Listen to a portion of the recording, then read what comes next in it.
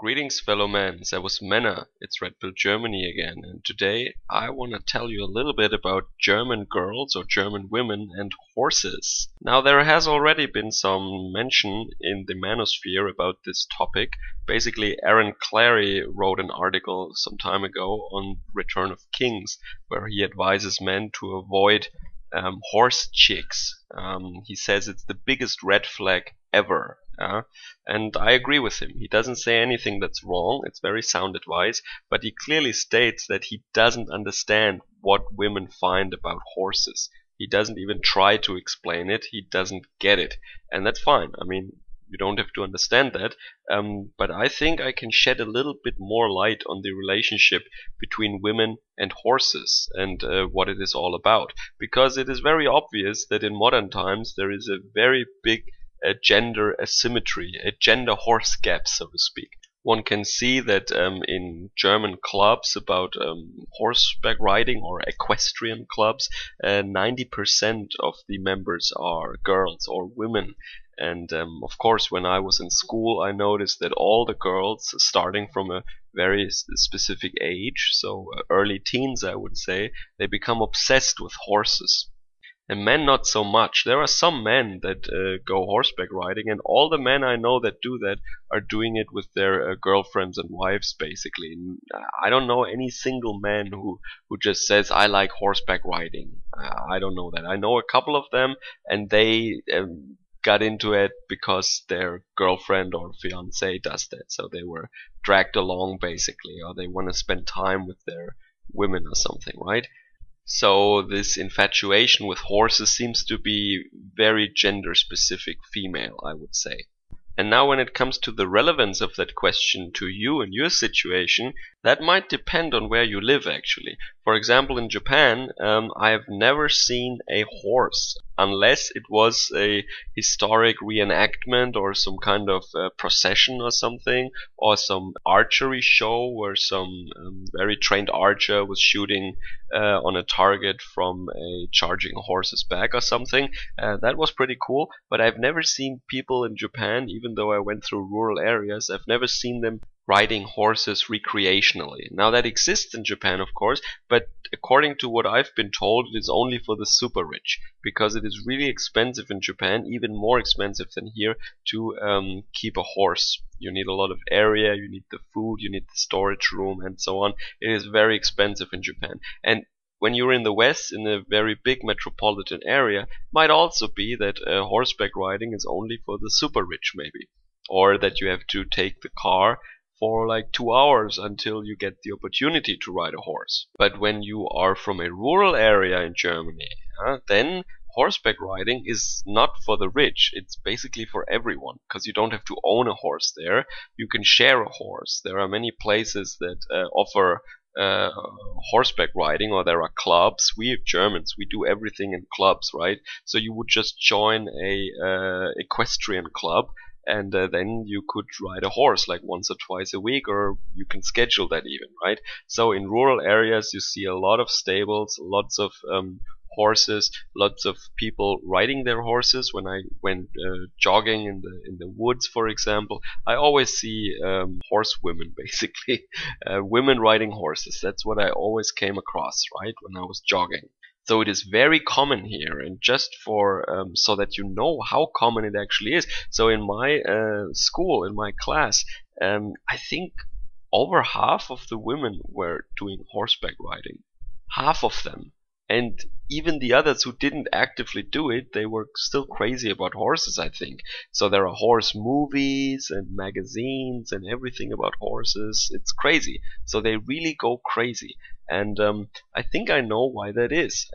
Makes sense. I mean, I read this article on a German news website, and they go into this standard model of explaining why that is, right? So that girls like the kind of relationship with the animal, and they like to take responsibility for an animal and all that stuff. And yeah, this is basically blah blah, if you ask me. This is the standard stuff that they talk about, but it doesn't really give you the actual reason for this gender discrepancy here, why 90% of the young teenagers who engage in horseback riding are actually female. So there was a new horse movie coming out the other day, and while I was watching some TV while having breakfast before going to work, there was an interview with an older actress who played the grandma or something, who is in charge of the horse stables. So the story is about a little girl who loved horses, but she fell from a horse and was injured, and since then she's terribly afraid of the horse. And the movie's theme is how she regains the trust of the horses and can enjoy horseback riding again. Okay, very boring, but in an interview, this elderly lady actually said that the relationship between young girls and horses is a pre-sexual relationship, and that fits in with the age when they develop an interest in horses. It is before they develop an interest in boys.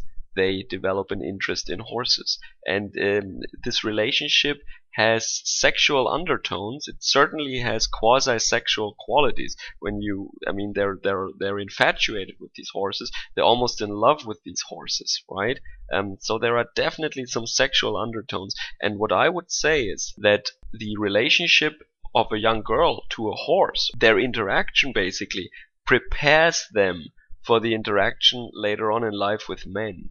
It is basically a training ground. I will tell you why I think that is. So the horse, even for a grown man, is always stronger, is always bigger, always heavier.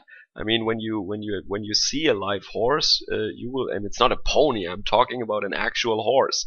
They have piles of muscles. They're fucking strong and they're big. And if they wanted to, I mean, they could kick you in the face and kill you, right? They're really strong. So if they want to harm you, if they want to throw you or kick you or bite you or whatever, I mean, they can hurt you. So you gotta respect them, right? So these young girls, they interact with an animal that is much stronger than they are, and they must communicate non-verbally. I mean, of course they talk to their horses, but it's not like the horse understands them.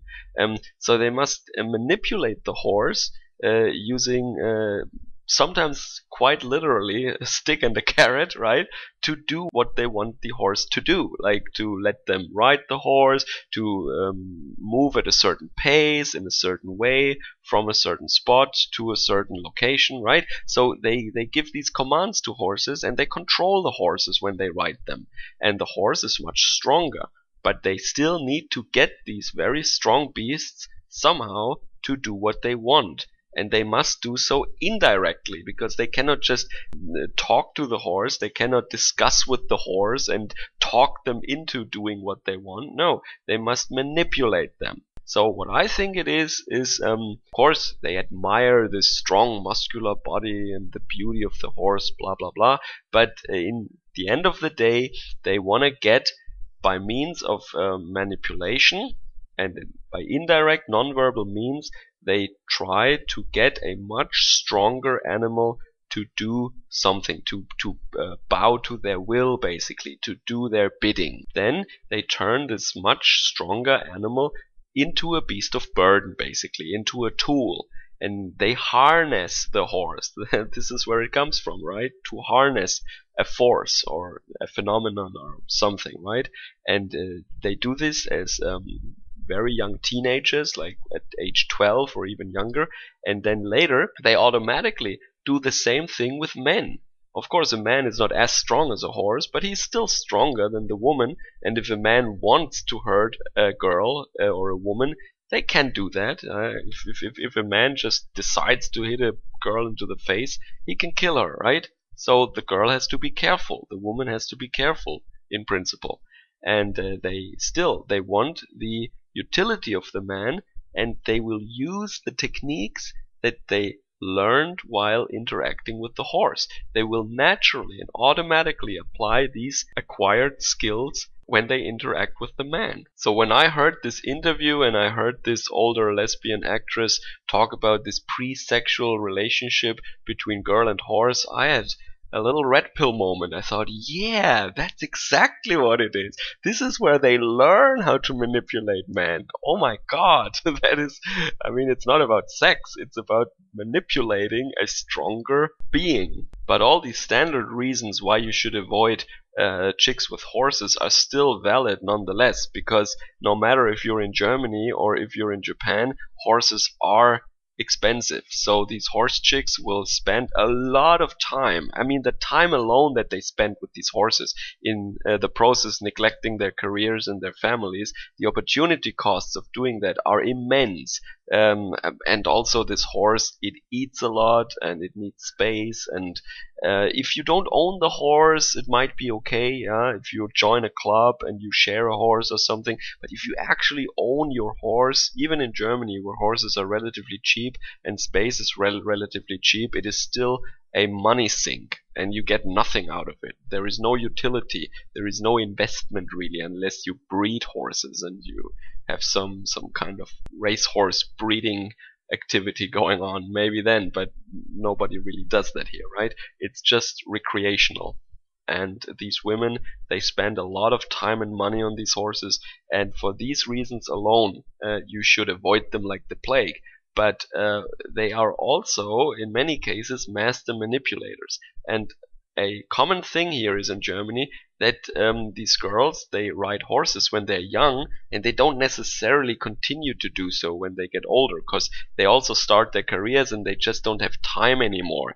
But they acquired these skills already. So the money pit is maybe not there anymore, and the horse is not prioritized over the family and the career anymore. However, they learned to be master manipulators from learning how to interact with the horse. People or girls who have been horse chicks back then, you should still watch out, because they will have very highly trained manipulative skills. They needed to develop these skills, or at least to improve on their already existing manipulation skills, in order to get the horse to do what they want. So I can only repeat Aaron Clary's message: avoid them like the plague. It's the biggest red flag, but now you have at least one hypothesis of why that would be. So I hope you found that insightful, and maybe you live in an area where a lot of girls are actually engaging in horseback riding, and maybe you don't, but maybe you will come across girls like that at some point in the future, and then you can remember what the interaction of girls and horses is actually all about. It's basically a big training match for the case when they then actually will meet a boy or a man. So, enjoy the rest of your evening. Servus, Kameraden.